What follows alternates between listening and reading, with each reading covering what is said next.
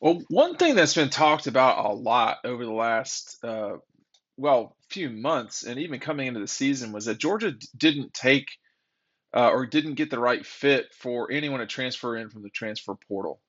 And as I consume, follow closely, see behind the scenes college football in 2022, there's just so much made of NIL, transfer portal. Georgia's a school where that stuff, I mean, it exists because guys transfer out, and obviously people have done NIL deals, but it doesn't seem like it's anything that's super important in the grand scheme of things. I mean, Georgia's used transfers in the past when you think about, you know, Mo and Kirby's first team in 16, JT Daniels, Stetson Bennett, if you want to say, Kendrick from last year, De'Aaron Kendrick. There's been plenty of guys who've been transferred in, but this sort of obsession about, and I do think it is a media obsession or fan obsession about talking about the changes that have occurred to college football. College football has changed for a long time. It's changing. It's changed more lately, but it's consistently changing. It's just like life. We drive cars. We're not in horse and buggies. We don't use typewriters. We use cell phones and laptops. So, but one thing that Kirby was asked about the transfer portal and you know the quote decision not to take guys in the transfer portal. Here's what he said. He said, uh, well, we didn't make a decision not to go in. We called and recruited several guys that fit our criteria. Number one, need. Number two, culture. Number three, we knew something about them out of high school. They'd been on our campus, but we didn't get any of those guys. So he was saying, hey, just didn't work out. It just didn't work out. So he goes on to say, so it wasn't a philosophy. It was more of that's the way it played out. As far as this team, talking about the 2022 Georgia team, I thought in the spring we were going to have a good team. We were a long way defensively from where we needed to be during the spring, but I knew we had a good football team. I knew we had a good football team when the season ended last year because we have a core of good players. All there is to it, y'all, is that part. This is a Georgia team that is. I was talking with someone last night, and they said, "Well, where would Georgia need to get, some filler from the transfer portal?" And I really had a hard time figuring out where that exactly would be um, in 2023. And I thought maybe tight end, but they're bringing two guys in. Um, they will bring a person or two in by the transfer portal. I just don't know that there's just not, it's not going to be a lot of people. And when you see these programs flushing guys in and out, uh, that does not speak well to the planning of that program. And there's two modes of thinking on this. Hey, look, pick up dog. I know a lot of y'all are ordering Dogstruction. Please pick it up now. There's only a couple more mailing days before I start really getting nervous about mailing them. Pick it up today. The link is down below. You've got a little bit more time before the Peach Bowl. It's in 15 days. So two weeks and a day from today. And Ticket IQ's got you covered. Make sure you're picking that up down below. By the way, um, on Dogstruction, you can pick it up from me, but of course, my friends at Red Zone have got it in stock. It is worth driving over from East Atlanta. Now, going all the way from Cobb, maybe not. Okay, maybe not. Maybe if you want to just go to Athens for holiday, you want to check out the holiday lights at night. It's fun.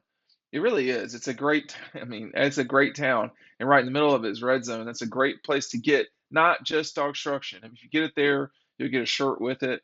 But let's not just focus on that. They got panoramics of national championship, the Tennessee game from this year. They've got shirts from Nike, Champion, local shirt, all that stuff, all of it. It's all there. You need to check out Red Zone on Clayton Street downtown.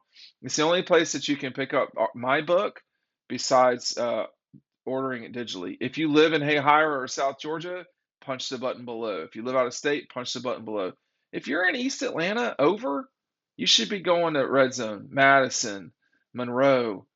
I mean, certainly Gwinnett County. Make your way over there. Go eat at Euro Wrap or, Last Resort or the downtown Chick-fil-A if that's your style. Or, you can go walk through campus. There's a bunch of lights that are up during Christmas that they don't have the other times of years. Make sure that the other time of year, make sure you're doing that. I went, we ate at Euro Wrap the night before Georgia Tech game, and it was really good. The new Euro Wrap, which is like an Athens tradition for sure. But anyway, there's tons of places, and I'm getting off my subject here. The point is with the transfer portal that um, if so, you can take the Dabo Swinney approach, which I think is too naive, or you can look at the Ole Miss approach, which I think is in a way. I mean, I don't know if I'd use the term naive. You want to find the right balance with this stuff, y'all.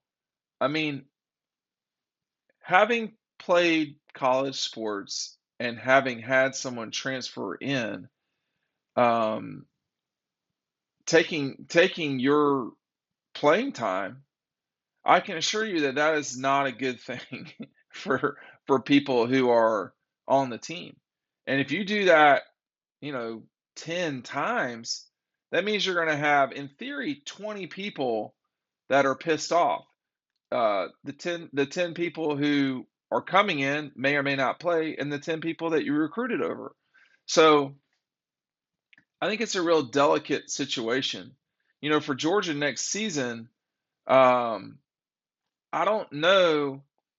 I don't think, but let me just say this real too about the transfer portal. I don't think you can be so naive as to say, well, we're not getting guys in the transfer portal. We're just not going to do that.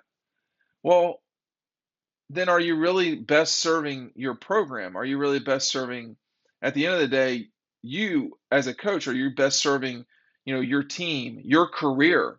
Um, Probably not. If you're going crazy in the transfer portal, you're doing something wrong on the front end. Um, the portal should be a backstop. It should be a plug and play. That's it. De'Aaron Kendrick was a great example. A guy that came in, uh, started, and came in right away, starting, and just played out the rest of the season. Um, it's not you know it's not the basis of your program. It's not the bread and the sandwich. It's like some salt and pepper. That's it. If you are depending on the transfer portal to save you, if you are depending on the transfer portal to win games next year, you're probably in trouble already. So I think, Kirby again saying, we didn't make a decision not to go in. He said, we didn't get any of the guys that they laid out, talking about need, culture, and that they knew them in some way, meaning they had recruited them in the past. You've got a lot of guys that Georgia recruited in the past that are in the portal now, that have played at Texas A&M, at South Carolina, at other places. I mean, South Carolina, it's kind of surprising that many guys have hit the portal. Um, and I do want to just give this one quick editorial. Suggesting that it's, you know, hurting college football. It's not, y'all.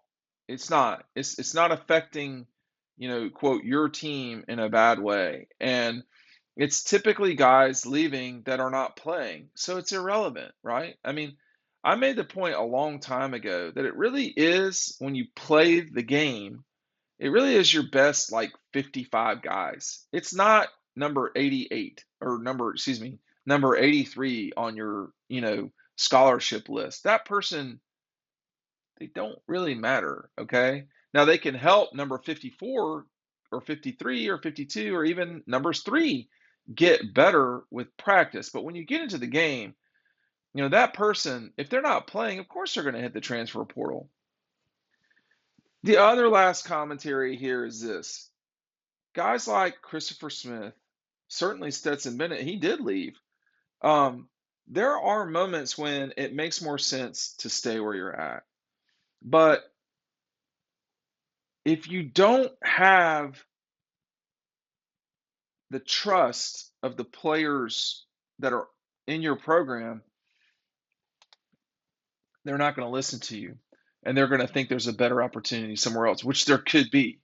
But if you're wondering why Kirby and company didn't take anybody or didn't get anybody, that's the explanation. Thanks for watching.